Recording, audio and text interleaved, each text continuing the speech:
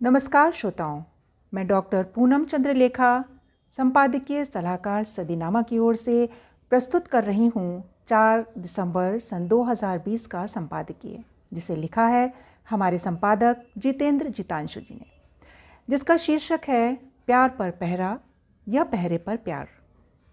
दोस्तों, जैसा कि सब जानते हैं कि एक बालिग को किसी से भी शादी करने का पूरा अधिकार है, लेकिन आज के समय में अंतरधार्मिक विवाहों को लेकर समाज के विभिन्न वर्गों में अलग अलग प्रकार की धारणाएं देखने को मिल रही हैं।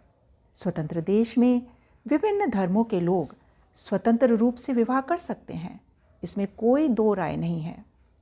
लेकिन क्या दो प्यार करने वालों को दिशा निर्देश दिया जा सकता है? और क्या कानून बनाकर इसे अपराध की श्रेणी में भी लाया जा सकता है? हाल ही में उत्तर प्रदेश सरकार ने इसी संबंध में कौन सा ऐसा नया नियम लागू किया है जिस पर बहुत चर्चा चल रही है।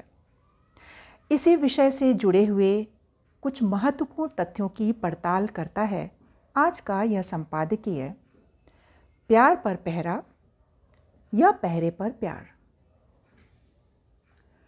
लगातार आ रहे अदालती निर्देशों के फैसले की बालिग को किसी से भी शादी करने का अधिकार है। इन सब के बीच अंतरधार्मिक विवाहों पर राजनीतिक दबावों से नए नए बखेड़े खड़े हो रहे हैं। कुछ राज्य सरकारें कानून बनाकर इसे अपराध की श्रेणी में डालना चाह रही हैं। उत्तर प्रदेश सरकार ने तो बाकायदा लव जिहाद अध्यादेश कैबिनेट की मंजूरी से पास कर दिया है। इस अध्यादेश के मुताबिक दूसरे धर्म में शादी करने के लिए संबंधित जिले के अधिकारी से इजाज़त लेनी होगी। इसके लिए शादी से 2 महीने पहले नोटिस देना होगा। बिना इजाज़त के शादी करने या धर्म परिवर्तन करने पर 6 महीने से लेकर 3 साल तक की सज़ा के साथ 10,000 रुपये का जुर्माना भी देना पड़ेगा।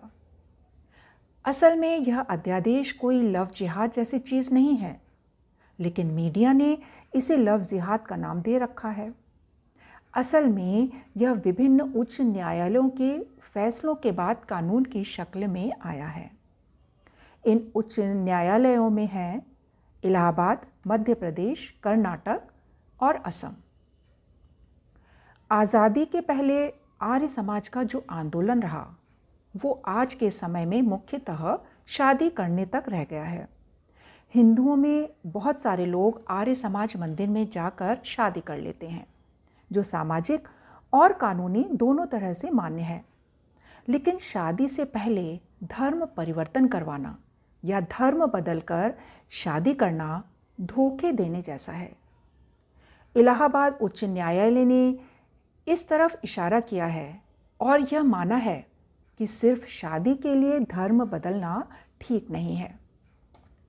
स्वतंत्र देश में इन्हीं धर्मों के लोग स्वतंत्र रूप से शादी कर सकते हैं, इस पर कोई दो राय नहीं होनी चाहिए।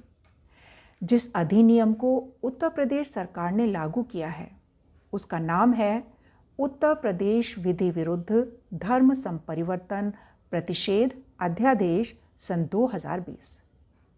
इस अध्यादेश को समझने के लिए आर्थिक, सामाजिक और धार्मिक संबंधों को समझना पड़ेगा। इस अध्यादेश में नाम छिपाकर शादी करने वाले व्यक्ति के लिए 10 साल की सज़ा का प्रावधान रखा गया है। इसके अलावा गैर कानूनी तरीके से धर्म परिवर्तन कर 10 साल की सज़ा होगी।